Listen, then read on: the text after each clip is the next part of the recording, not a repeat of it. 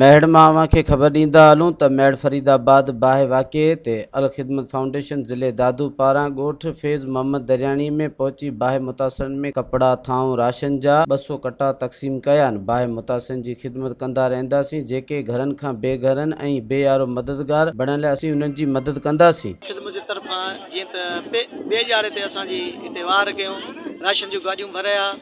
बाद में जीअं त असां शाम जो रफ़्तार जे लाइ देगुनि जा सामान बि मोकिलींदा, रिद पका जो भाऊ आणींदा।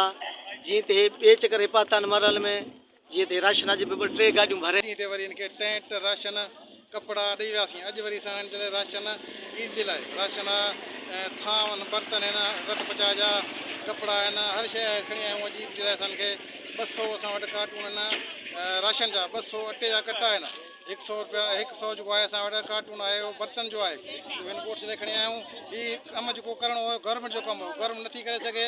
अल ख़िदमत फाउंडेशन फलाही इदारो आहे ऐं हर जाइ ते हर ॾुख सुख जेके थींदी आहे अलाह साईं पनाह ॾिए। ओॾा सोका ज़िलज़िलो आहे किथे बि आहे, अल ख़िदमत फाउंडेशन उते तुरत पहुची थी वञे ऐं अलाह कंदो असांखे। तव्हां जेके मुखियर हज़रात आहिनि उन्हनि खे असां अपील था कयूं त असां तावन कंदा। जीअं तावन कंदा इहो कमु असांजो वधंदो रहंदो इंशाअल्लाह। ऐं असांजी इहा पूरी कोशिशि हूंदी त अलाह साईं पनाह ॾिए। हर जॻह ते किथे बि को वाक़ियो थियो असां उते तुरत पहुचंदासीं। जेको वॾो साणियो थियो हुयो उनखां पोइ जमात इस्लामी हिते फ़ौरन पहुती, हिन जे लाइ टेंट बस्ती क़ाइमु कई ऐं हिन जे लाइ खाधे खुराक जो जेको बंदोबस्तु कयो। हिन जे लाइ रोज़ानो इफ़्तार जो बंदोबस्तु कयो। हिननि खे पकी पकई मानी फराहम कंदा हुआसीं।